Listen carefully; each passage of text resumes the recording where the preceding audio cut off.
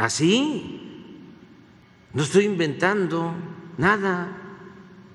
Imagínense lo que significó el que nos quitan la mitad del territorio y van los conservadores a buscar a Santana al exilio y lo vuelven a imponer como presidente hasta que surge el movimiento liberal para enfrentarlo.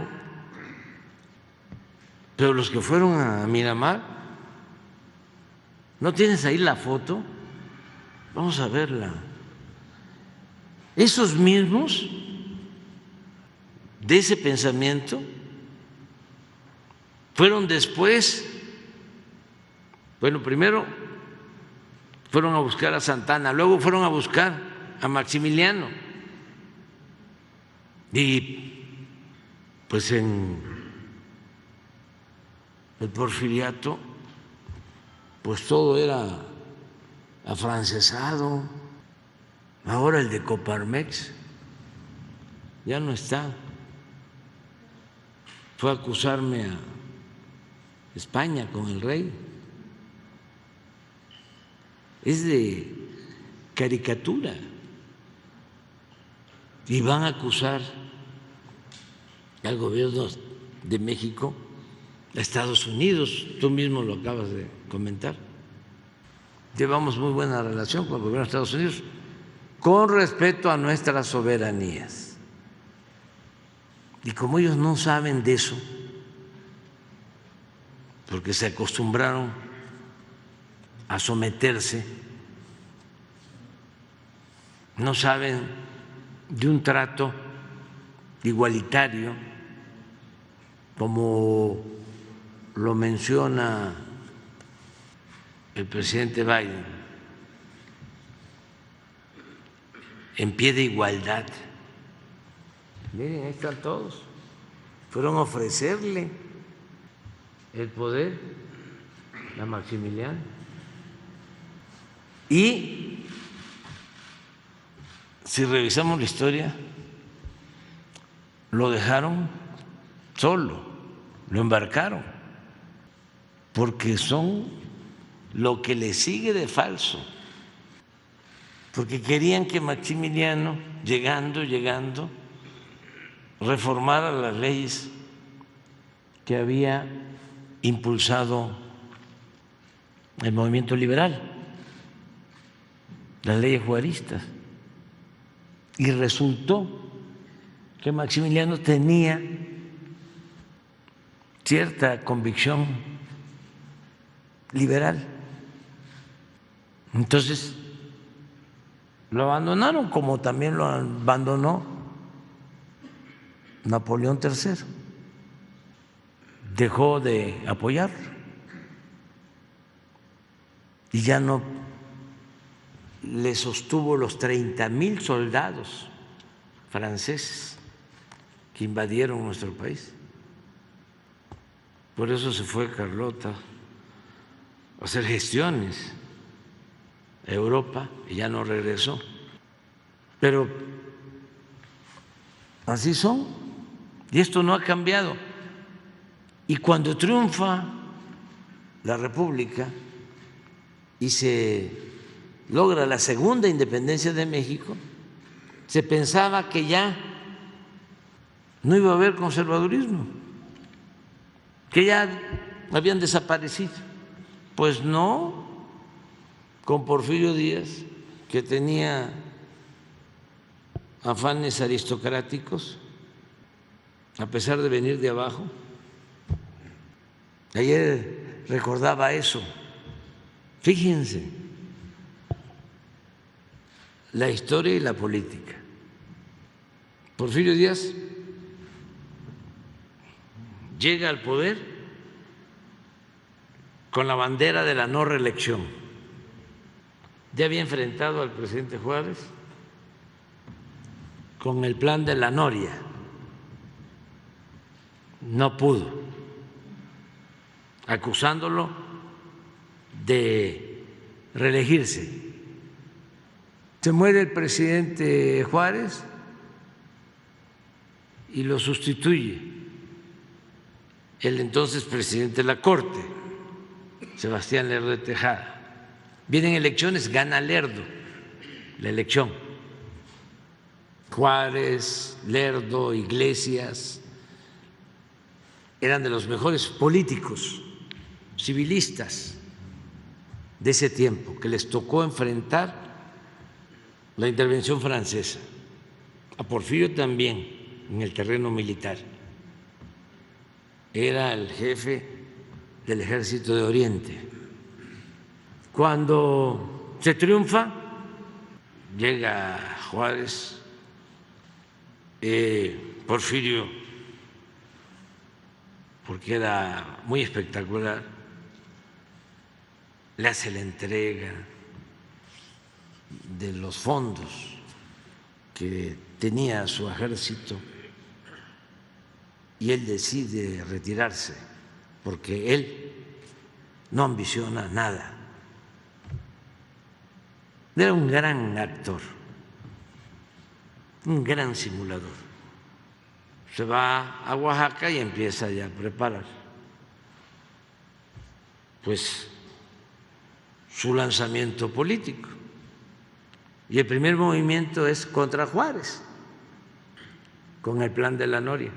Se muere Juárez, decía yo, entra Lerdo y se vuelve a lanzar Porfirio con el plan de Tuxtepec, con la bandera de la no reelección, en contra de Sebastián Lerdo de Tejada.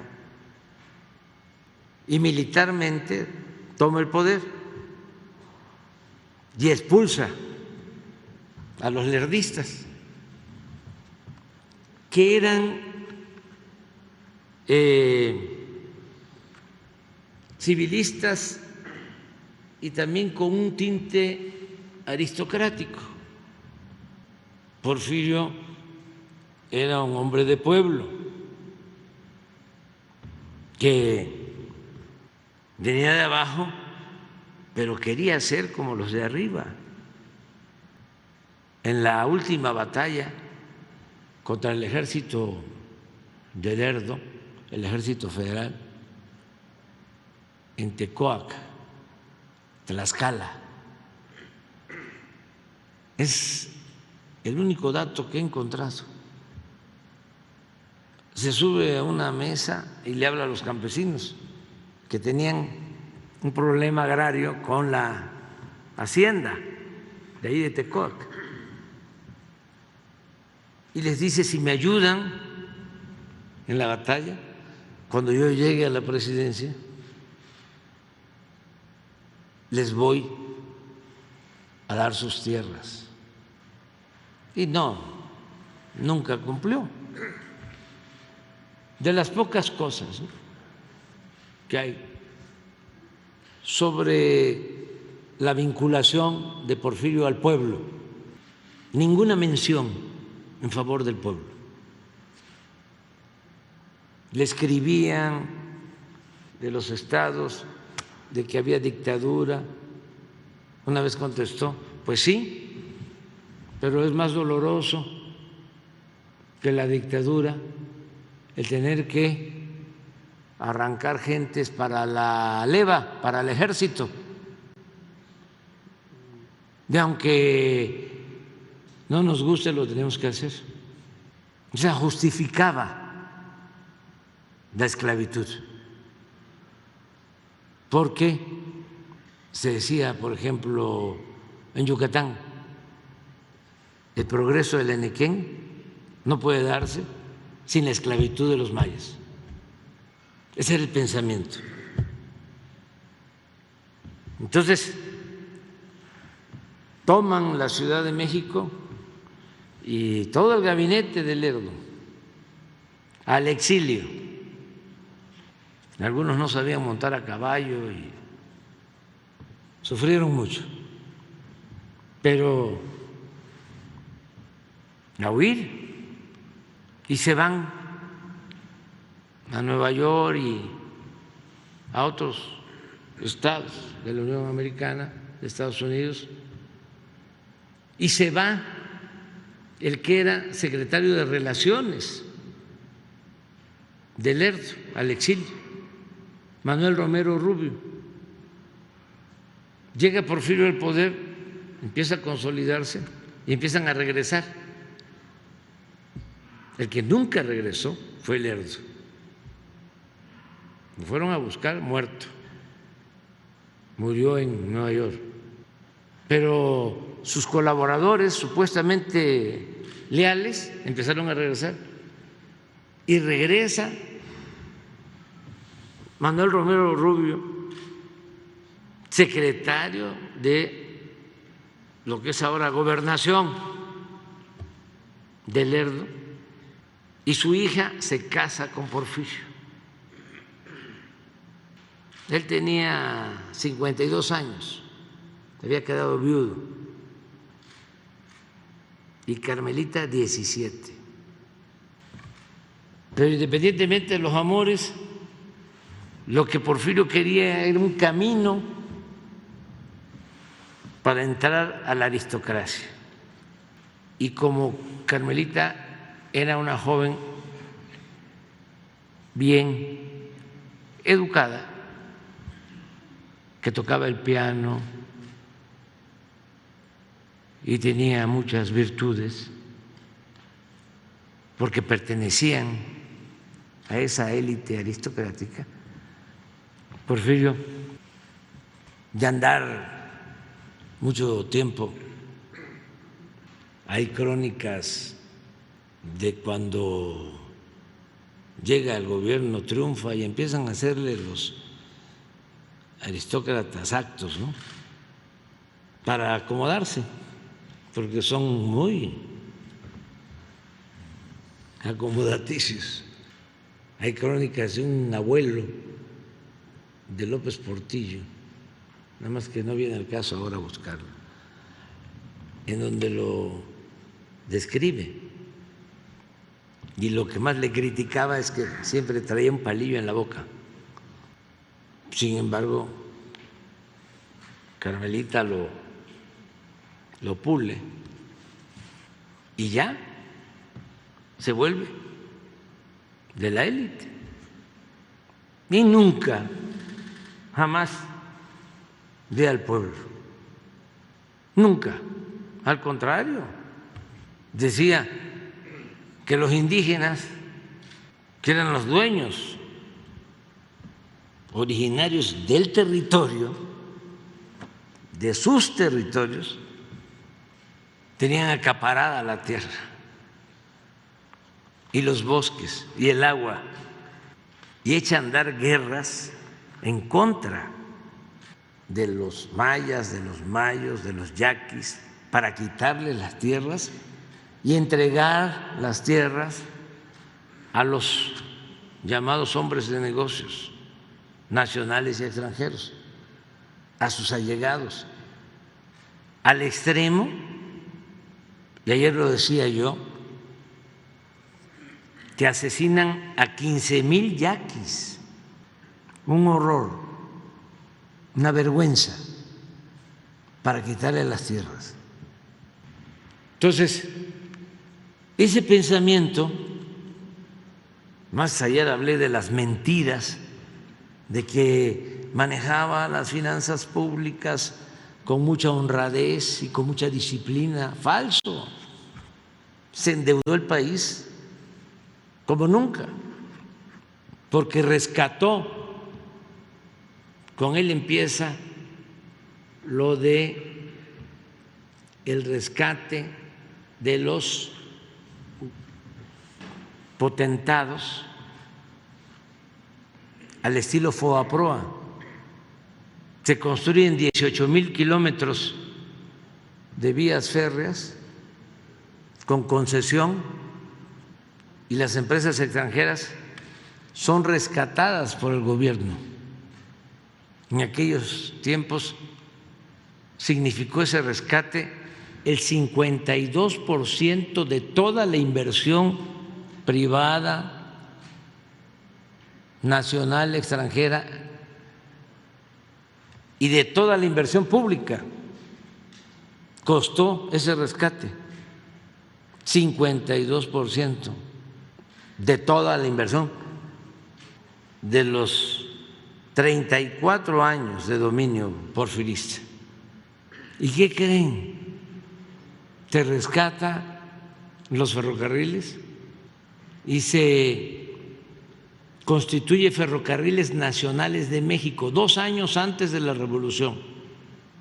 Pero los despachadores de los trenes, los ferrocarrileros, todos siguieron siendo estadounidenses. Una vez que ya México había rescatado los ferrocarriles. Es hasta que llega Madero que se mexicaniza el ferrocarril. Pues esa mentalidad pues prevalece en los negocios, en todo. ¿Quién salió ganando con esa recuperación o rescate de los ferrocarriles? El Limantur. Y así muchos otros negocios de ese corte. Y sigue esa idea. Bueno, la revolución no pudo con eso. Sigue ese pensamiento. Claro, eso ahora está aflorando. Si cuento esto es porque sé que hay algunos que están viendo que ya ni deberían de ver la mañanera. Digo, son libres, pues, porque se enojan mucho y no les gusta. Pero si no aclaramos las cosas, pues va a parecer que somos rebeldes sin causa, o como se piensa, estamos resentidos, ardidos, frustrados. No, es que necesitamos la transformación. No podemos estar poniendo la basura debajo del petate. Hay que limpiar, hay que purificar la vida pública. Y para eso hay que hablar con claridad, no engañar, no simular.